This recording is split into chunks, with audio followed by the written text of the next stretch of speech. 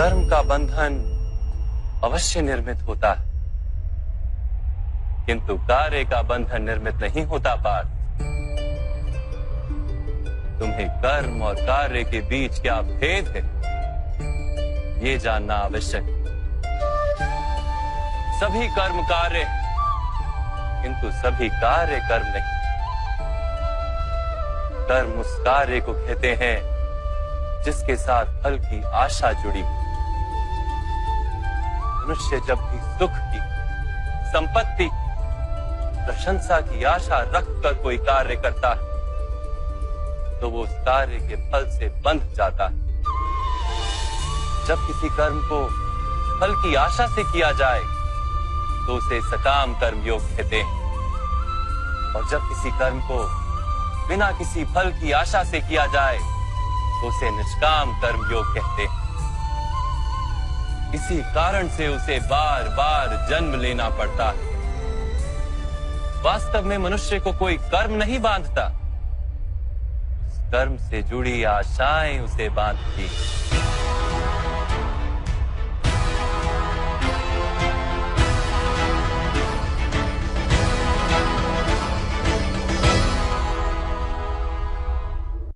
वास्तव में मनुष्य को कोई कर्म नहीं बांधता, उस कर्म से जुड़ी आशाएं उसे बांधती हैं। वो कैसे माधव? यदि इस युद्ध में तुम्हें विजय होने की आशा है तो पराजित होने पर तुम्हें भीषण दुख होगा, और वो दुख तुमसे कोई अन्य कार्य करवाएगा जिसके लिए तुम्हें दूसरा जन्म लेना पड़ेगा। और यदि तुम विजयी हुए तो तुम्हारा अहंकार बढ़ेगा, और वो अहंकार तुम्हें विश्व विजय के लिए प्रेरित करेगा, तुमसे हत्याएं करवाएगा और उसका पाप तुम्हें बांधेगा। विचार करो, यदि तुम्हें इस युद्ध में ना विजय का मोह और ना पराजय का भय, तो इस युद्ध के अंत में तुम्हें सुख प्राप्त होगा या दुख प्राप्त होगा? ना सुख माधव, ना ही दुख। अर्थात तुम्हारा सुख, दुख, हताशा, निराशा, अहंकार युद्ध के कारण नहीं है। युद्ध के साथ तुमने जो आशाएं बांधी हुई हैं, उसके कारण है। क्या ये सत्य नहीं है पार्थ?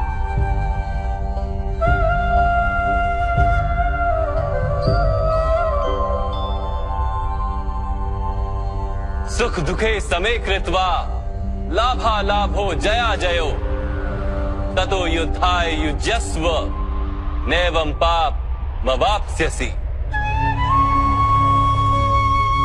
अर्थात सुख दुख को समान मानकर लाभ हानि जय पराजय का विचार किए बिना यदि तुम युद्ध करोगे कौन्तेय, तो तुम पाप के भागी नहीं बनोगे।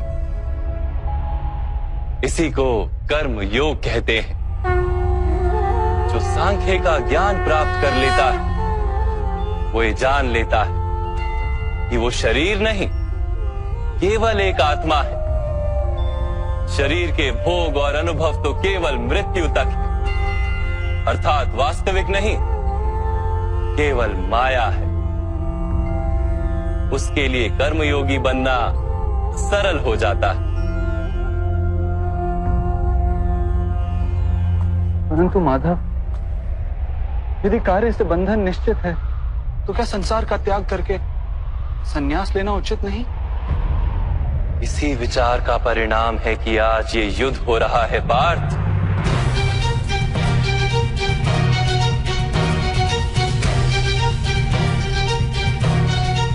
विचार करो, जब सत्व गुण से भरे धर्म को जानने वाले लोग कर्मों का त्याग करते हैं, तब अधर्म से भरे लोग भी संसार को चलाते हैं।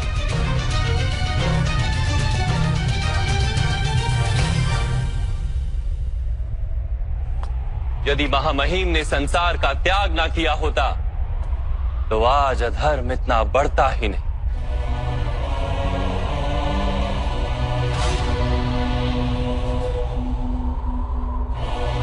और तुम्हारे पिता ने यदि संन्यास ना लिया होता तो आज भ्राता युधिष्ठिर सुख से राज कर रहे होते।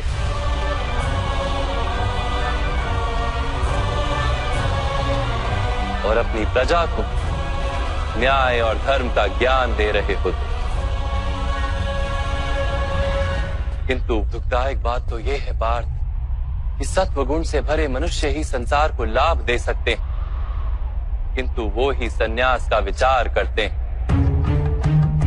जैसे जल तो भाप बनकर उड़ जाता है और कीचड़ वहीं पड़ा रहता है, वैसे सत्वगुणी सज्जन लोग तो संसार का त्याग कर देते और तमस से भरे अधर्मी लोग संसार में कार्य करते हैं। इसी कारण से संसार में पाप और अधर्म बढ़ता है।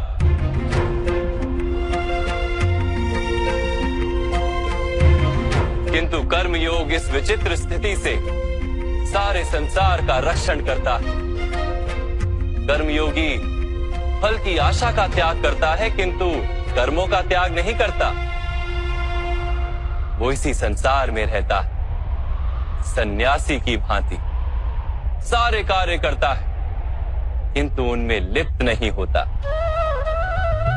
कर्मयोगी अपनी संतानों से, स्वजनों से, अपनी प्रजा से कोई अपेक्षा या आशा नहीं रखता। स्वयं उसे संन्यास का लाभ होता है, किंतु समाज को संसारी की भांति लाभ देता। मनुष्य अपनी संतानों के सुख के लिए श्रम करता है माधव। अपनी संतान से सुख की अपेक्षा कैसे न रखे? मनुष्य अपनी संतानों के लिए जो भी करता है वो व्यापार है या प्रेम पार? प्रेम माधव। तो फिर अपने कार्यों के प्रति फल की इच्छा क्यों पार? भविष्य का लाभ तो व्यापार में देखा जाता है, प्रेम में नहीं। जो मनुष्य अपनी संतानों का चरित्र निर्माण उचित रूप से करता है, संतानों को प्रेम और धर्म के संस्कार देता है, उसकी संतानें भी मनुष्य को प्रेम और सुरक्षा अवश्य देती। संतानों के कर्म, स्वजनों के व्यवहार उनके कर्म है पार, और जब उनके कर्मों पर हमारा कोई अधिकार नहीं होता तो उनसे आशाएं और अपेक्षाएं रखने का क्या प्रयोजन? यदि गहन विचार करोगे पार्थ तो शीघ्र ही ये जान लोगे कि जीवन में ऐसा कोई कार्य नहीं है जिसके साथ आशाएं और अपेक्षाएं जोड़ना अनिवार्य हो। जब सृष्टि ही परमात्मा है और मनुष्य स्वयं परमात्मा का अंश है, तो सारे कार्य परमात्मा ही करते हैं। मनुष्य स्वयं कुछ नहीं करता। यही कर्मयोग का मूल सिद्धांत है पार्थ।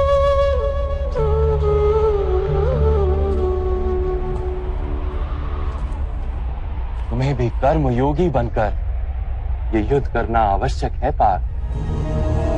त्रिगुणिया विश्या वेदा निस्त्रिगुण्यो भवार्जुना, निर्द्वंद्वो नित्य तत्वस्थो निर्योग क्षेम आत्मवान। तीन गुणों का त्याग करके निर्गुण बन जाओ पार्थ। इस द्वंद्व से मुक्त हो जाओ। सदा सत्व अर्थात परमात्मा में बुद्धि लगाकर कर्तव्य का वहन करते रहो। कुछ प्राप्त करने की इच्छा और कुछ प्राप्त किए हुए का रक्षण करने का विचार त्याग दो पार्थ, और अपनी आत्मा को स्वतंत्र कर।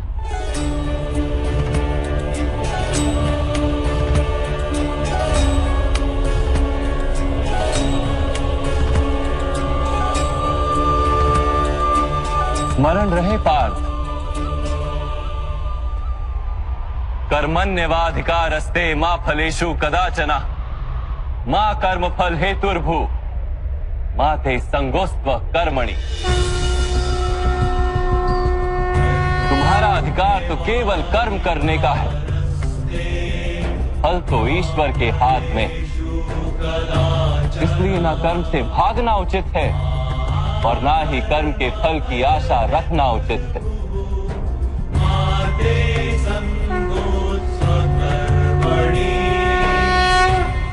जो फल का त्याग कर दे परंतु कर्म का त्याग ना करे, ऐसे कर्म योगी को कैसे जाना जा सकता है माधव? विश्या विनिवर्तन्ते निरहारस्य देहिनः रसवर्जम रसोप्यस्य परम दृष्ट्वा निवर्तते। सुनो पार्थ, जो स्वाद से छूटने के लिए भोजन का ही त्याग कर देता है, वास्तव में उसके मन से स्वाद की लालसा कभी जाती ही नहीं। उसे दोहरी हानि होती है। एक तो वो निर्बल हो जाता है, जिसके कारण परमात्मा को प्राप्त करने का जो प्रयत्न अनिवार्य है उसे वो नहीं कर पाता, और दूसरा, सदा ही उसका मन स्वाद की लालसा से भरा रहता है। इसलिए भोजन का त्याग करने से उत्तम है स्वाद की लालसा का ही त्याग कर दिया जाए। कर्म योगी अपने मन की सारी लालसाओं को खींच लेता है, जीवन को कर्तव्य मानकर कार्य अवश्य करता है, किंतु उन कार्यों से जुड़ता नहीं। और बात, जो व्यक्ति अपने कार्यों से आशाएं और इच्छा नहीं रखता, उसी के कार्य पूर्ण होते हैं। एक असफलता से दुखी होकर जिसका मन डोलता नहीं, एक सफलता से आनंदित होकर जो स्वयं को सर्वश्रेष्ठ नहीं मानता, ऐसे ही व्यक्ति को कर्म योगी कहते हैं। और ऐसा व्यक्ति जीवन में बार बार सफल होता है।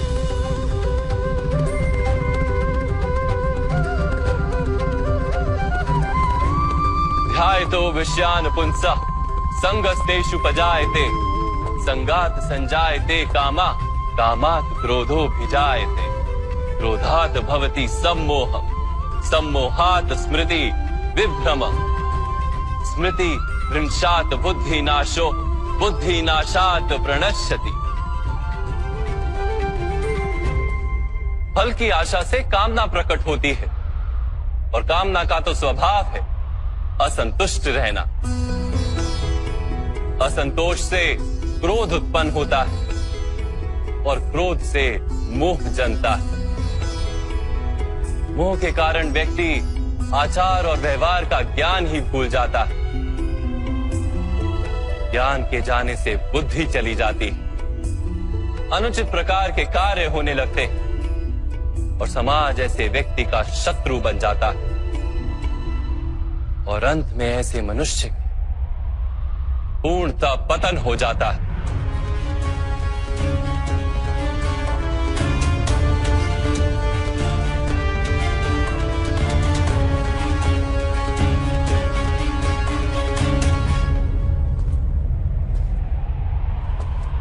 जैसे भ्राता दुर्योधन,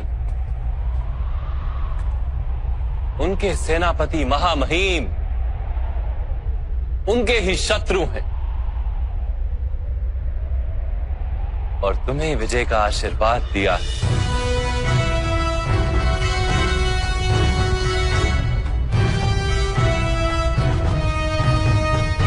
पार्थ, कर्मयोग ब्रह्म विद्या का दूसरा चरण है। परमात्मा में अपनी बुद्धि स्थिर करो, स्वयं को आत्मा जानो, मिथ्या बंधनों से मुक्त हो जाओ, और फल की आशा का त्याग करके केवल कर्म करते रहो।